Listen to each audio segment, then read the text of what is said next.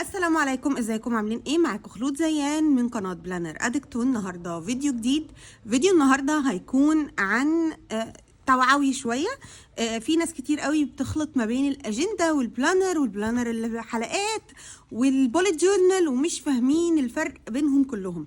فالنهارده هنعرف ايه الفرق بينهم كلهم وهديكم امثله على الحاجات دي. الناس اللي اول مره تشرفني على القناه، اهلا وسهلا بيكم. يا ريت ما تنسوش تدوسوا على زرار الاشتراك وكمان فعلوا الجرس عشان ما يفوتكوش اي فيديو جديد انا بنزله. يلا بينا نشوف الفيديو. في البدايه ايه الحاجات اللي عندنا مثلا بلانرز بتبقى سلك كده او متجلده خلاص. فهوريكم يعني ايه بلانر وليه قلنا عليها بلانر، ما قلناش على دي مثلا انها بلانر. دي اجندات خلاص. وعندنا النوت بوكس العاديه المسطره اللي هي دي نوت بوك. تهيالي دي اسهل حاجه نبتدي بيها، اي حاجه مسطره كده بنسميها نوت بوك. تمام. طيب خلاص خلصنا من دي، نشوف اللي بعده. في عندنا دلوقتي كذا حاجة. في عندنا البلانرات السلك، في عندنا البلانرات الجلد، وفي عندنا البوليت جورنال، وفي عندنا الأجندات. تعالوا نمسكها واحدة واحدة. أبسط حاجة هناخدها بعد النوت بوك هي الأجندة. يعني إيه أجندة؟ وليه أنا بقول عليها أجندة مش بلانر؟ دول أمثلة للأجندات. بتبقى عبارة عن إيه؟ بتبقى عبارة عن صفحة فاضية فيها تاريخ بتاع النهاردة، بتبقى عادة مؤرخة، لأن هي لو مش مؤرخة بقت نوت بوك خلاص. فبتبقى فيها التاريخ بتاع اليوم ومساحة فاضية نكتب فيها اللي احنا عايزينه. أشكال والوان بقى. طبعا كل البراندات دلوقتي اللي بتنزل حاجات زي كده، ممكن تلاقوها فيها فواصل للشهور، بس ده مش معناه انها بتاعة تخطيط. هي ممكن اخطط فيها، ممكن انا بقى اقعد اقسم وارسم واعمل وجدول، بس كده بقت حاجه تانية اسمها بوليت جورنال. لكن انا بستخدمها في ايه؟ الاساسي هي اجنده. فواصل تلوين، ممكن نلاقي فيها في البدايه شويه جورنالينج صغير يساعدنا في حياتنا، لكن ده مش معناها انها اساسيه معانا للتخطيط او تنفعنا في التخطيط. هي اجنده دي بقى ممكن استخدمها في ايه؟ ممكن استخدمها في كذا حاجه. ممكن اكتب فيها يومياتي، ممكن اكتب فيها افكاري، ممكن اكتب فيها مشاعري، اعمل فيها تفريغ مشاعر، اعمل فيها برين دمب. ممكن لو حد لسه بيبتدي تخطيط يعمل فيها تخطيط يومي لليوم بتاعه. انا هعمل ايه من الساعه كذا للساعه كذا مثلا، وانا شرحت لكم التخطيط اليومي هتلاقوه في فيديو على القناه هنا. تمام. زي ما قلنا ممكن نلاقي فيها شويه جورنالينج، ممكن في بدايه الشهر يبقى فيها شويه حاجات تساعدني على التخطيط، لكن هي اكشلي مش هتساعدك على التخطيط بشكل اكبر، ولكن هي مجرد اجنده للتدوين.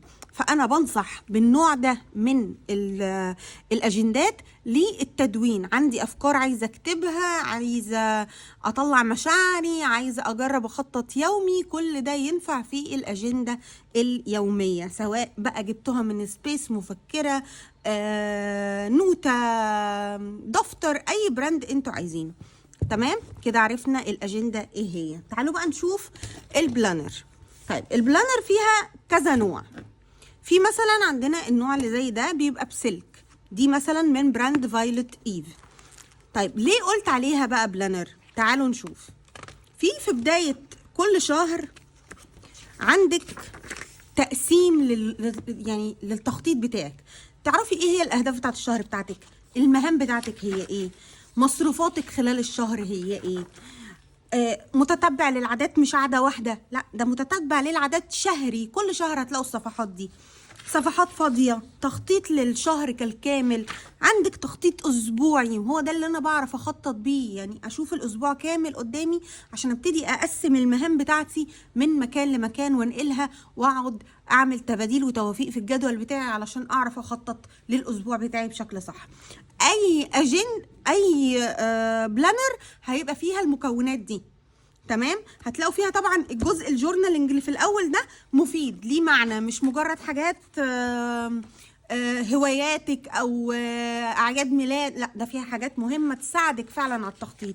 هنا مثلا في اسئله لمراجعه السنه اللي قبليها، هنا عجله الحياه، هنا عندك الكتب اللي عايزه تقريها، مشاهداتك، مدخرات العام، متابعه الوزن، وهكذا، طبعا حسب البراند اللي انتوا بتستخدموه. دي مثلا مثال على البلانر من فايولت ايف بلانر. تعالوا نشوف ايه تاني مثال للبلانر. عندكم مثلا ليلي. ليه قلت عليها بلانر؟ نفس الكلام، هفتح هنا كده هلاقي التخطيط بتاعها ايه. تعالوا نشوف تخطيط الشهر كده مع بعض. ادي شهر يناير، عندك تخطيط الشهر، المهام بتاعت الشهر، الكتب، البودكاست، الافلام. بعد كده تخشي تلاقي اهداف الشهر ده ايه، الاسبوع الاول، الاسبوع الثاني، الاسبوع الرابع، لمحه عن كل اسبوع، سطر واحد يوميا. هنا عادات الميزان، عادات وميزانيه الاثنين. هنا العادات بتاعنا سايبه لنا مسافه كبيره لكل العادات بتاعتنا على مدار الشهر، ونفس الكلام الصفحه دي بتتعاد شهريا. نيجي للتخطيط هنلاقيه اسبوع كامل على صفحتين قدامنا، نقلب كده اسبوع كامل قدامنا، فنقدر نحرك المواعيد بتاعتنا. نفس الكلام، وهتلاقوا الكلام ده بيتكرر معاكم كل شهر. نيجي مثال تاني، رغم ان هي مكتوب عليها اجنده ولكن هي فعلا مخطط او بلانر. ليه؟ هنلاقي نفس الكلام في الشهور بتاعتنا. تعالوا نشوف.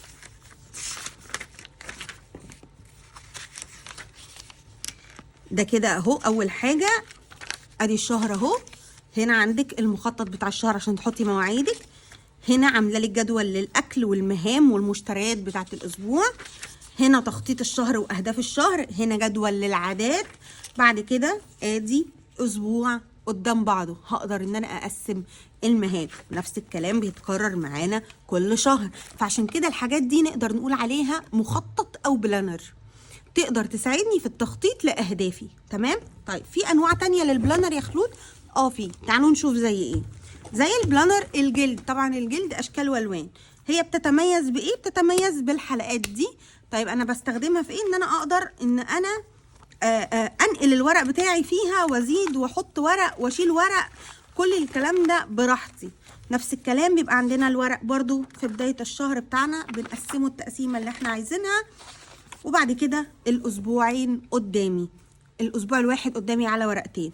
الميزه في البلانر اللي مش موجوده في المخططات الجاهزه دي، اني لو ناقصني حاجه انا عايزه ازود ورق، هنا مش بعرف ازود ورق، لكن هنا هقدر ازود الورق اللي انا عايزاه، هطبعه واخرمه واحطه في البلانر بتاعتي واستخدمها زي ما انا عايزه. فبتبقى كاستمايزد قوي بالطريقه اللي بتريحني، وده النوع المفضل ليا من البلانرز. انا بحب استخدم الحاجات اللي اقدر ازود لها اللي انا عايزاه شهريا.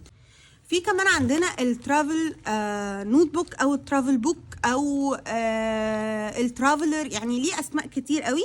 الفكره منه بتبقى ايه؟ الفكره منه ان هو بيبقى مجموعه من الاساتك زي كده، وبضيف انا النوت بوك بتاعتي جواها. ممكن تبقى النوت بوك دي ساده زي كده وانا اشتغل فيها بوليت جورنال، وهشرح لكم البوليت جورنال دلوقتي، او بتبقى مطبوعه جاهزه فيها التقسيمه برضو بتاعه الشهر بتاعي بنفس الفكره.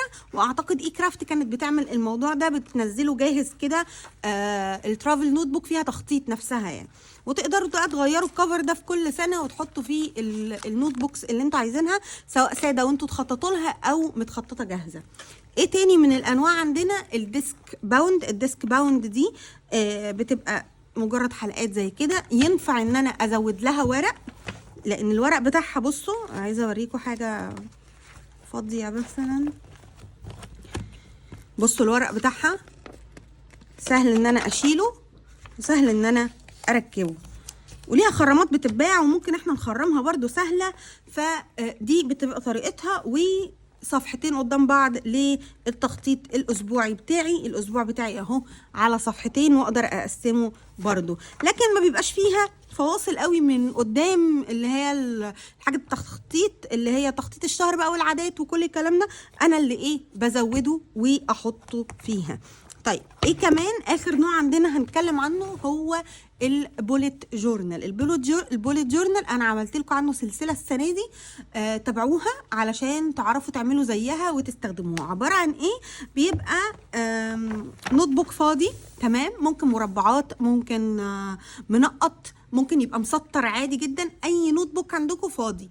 وبعدين بتعملوا ايه؟ كل الحاجات اللي احنا شفناها جاهزه مطبوعه، ببتدي ان انا اعملها بنفسي زي كده، وانا شرحت لكم ده في فيديوهات هتلاقوها على القناه، وهسيب لكم اللينك بتاعها على الشاشه، تقدروا ان انتوا تعملوا زيها. فالفكره من البوليت جورنال ان انت اللي بتعمليه بايدك، وبيبقى كاستمايز على الحاجه اللي انت عايزاها بالظبط.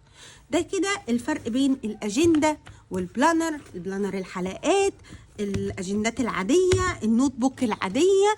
كده عرفنا الفرق بينهم كلهم علشان لما نيجي نستخدم نبقى عارفين كل واحده نقدر نستخدمها في ايه. بس كده فيديو النهارده خلص. اتمنى يكون الفيديو عجبكم. يا ريت لو الفيديو عجبكم ما تنسوش لايك، شير، سبسكرايب للقناه، ولو عندكم اي اسئله سيبوها لي في الكومنت سيكشن تحت وانا ارد عليها. اشوفكم الفيديو اللي جاي. باي باي.